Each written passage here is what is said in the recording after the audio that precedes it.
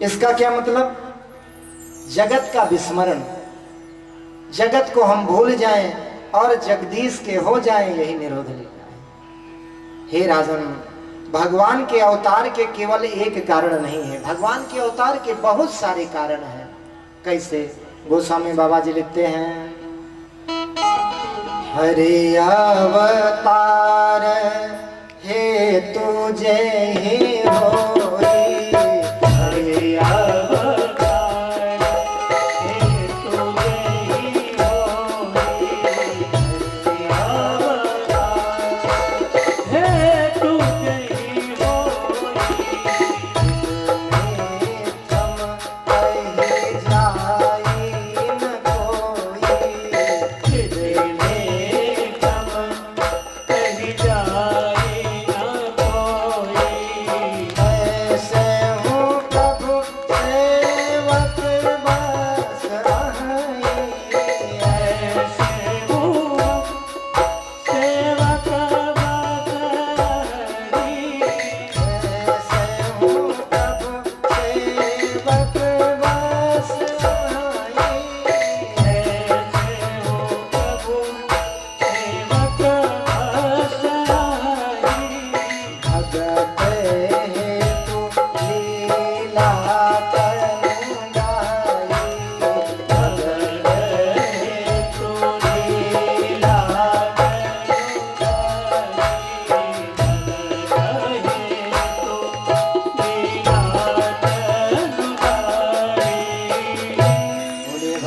भगवान की। हे राजन, भगवान का अवतार होता है कैसे? यदा यदा हि धर्मस्य ग्लानिर्भवति भारत, अभयोत्थानं धर्मस्य तदात्मानं सृजाम्यहम्। और यही नहीं, परित्राणाय साधूनां विनाशाय च दुष्कृतां धर्म संस्थापनार्थाय संभवामि युगे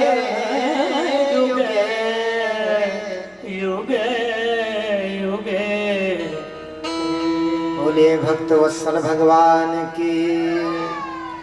तो जब जब होई धर्म के हानि, बाढ़हि असुर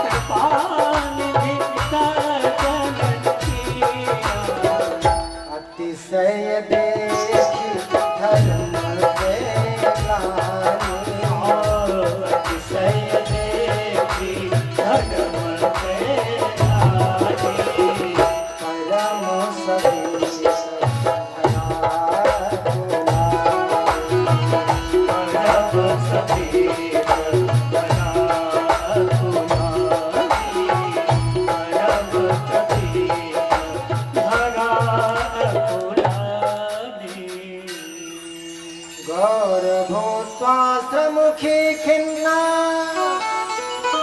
क्रन्दन्ति करुणं विभो, उपस्थितान्तिके तस्मै व्यसनम समोचत। गौर भूत्वास्त्रमुखी कहा, अर्थात पृथ्वी ने गाय का रूप धारण किया, समस्त देवताओं के पास गई, देवताओं को ब्रह्मा जी ने लिया और ब्रह्मा जी जाकर के क्षीर सागर में सो रहे प्रभु का स्तमन करते हैं। कैसे? पुरुष सूक्त से। जब भगवान का स्तमन किया तो श्री ब्रह्मा जी के हृदय आकाश में प्रभु ने आकाशवाणी कर दी। क्या? वसुदेव गृहे साक्षात् भगवान पुरुषा परः जने सत्ये तत्प्रियार्थम संभवन्तु सुरस्त्रियः। वसुदेव गृहे साक्षात्, हे देवताओं, वसुदेव के यहाँ भगवान का जन्म होगा और भगवान अकेले नहीं आ रहे हैं, तत्प्रिया अर्थात श्री राधा जी भी आ रहे हैं। तो आप सब भी अपने अपने अंश से जाइए और भगवान की सेवा में तत्पर हो जाइए। हे परीक्षित,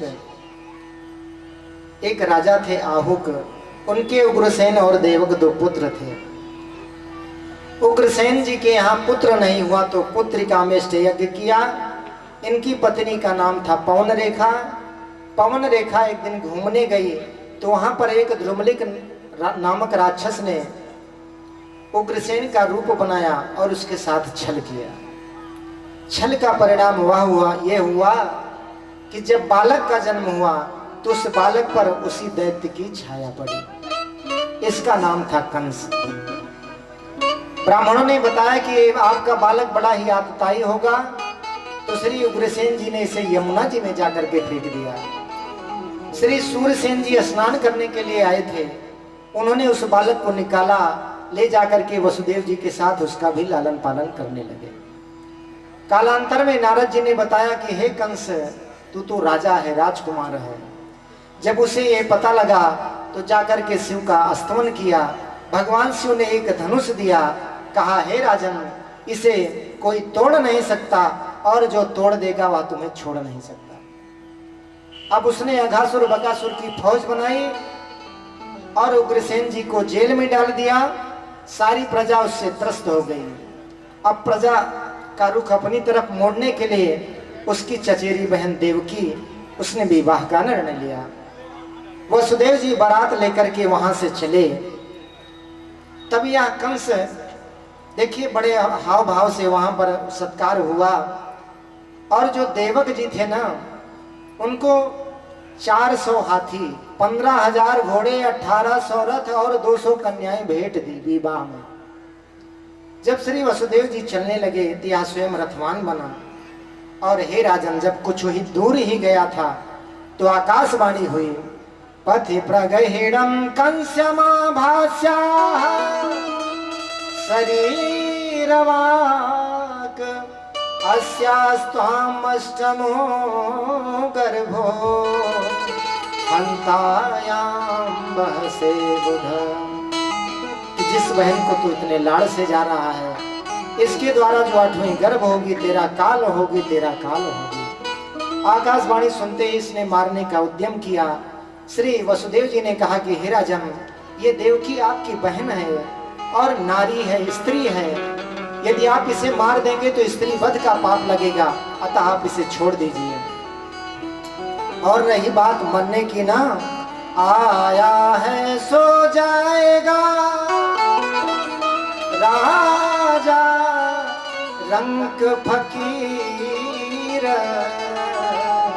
कोई सिंहासन चढ़ चला, कोई बंधा जंजीर। बहुत समझाया, कहा कि देवकी से भय नहीं है, यदि इसके पुत्र से भय है तो मैं इसकी समस्त संतान आपको ला करके दूंगा। और हे राजन, कालांतर में जब पहला पुत्र हुआ तो उसका नाम पड़ गया कीर्तिमान। कीर्तिमंतम प्रथमजम, उसका नाम कीर्तिमान था। श्री वसुदेव जी ने ला करके दिया। अब नारद जी ने विचार किया, कदाचित ये पुत्र को छोड़ देगा तब तो गड़बड़ हो जाएगी। कंस ने कहा कि ये पहला पुत्र है, आप इसे ले जाइए। इससे मुझे भय नहीं है, 8वीं संतान से भय है। अब क्या था, नारद जी आए हैं और पहले ही पुत्र को 8वां साबित कर दिया, और ऐसा जान करके उसने देवकी के बाल बंधुओं 6 पुत्रों को मार डाला। 7वें में भगवान आए, इसलिए भगवान के अंश बलराम जी आए हैं और योग माया को आदेश दिया है। योग माया ने ले जाकर के सप्तम गर्भ रोहिणी के गर्भ में स्थापित किया है। भाद्रपद शुक्ल एकादशी के दिन श्री बलदाऊ जी का प्राकट्य हो गया। बोलिए बलराम जी महाराज की जय। और हे राजन, अब तो प्रभु के आने का समय आ गया है।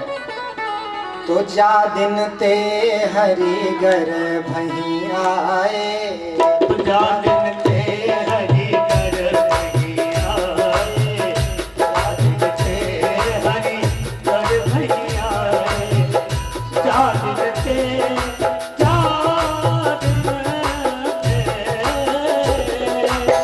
जा दिन ते हरि गर्भ ही आए, जा दिन ते हरि गर्भ ही आए, सकल लोक सुख संपन्न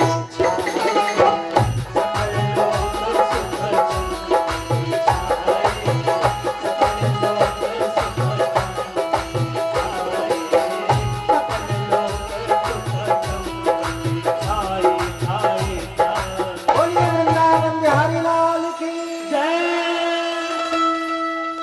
हे राजन, आगे क्या हो रहा है।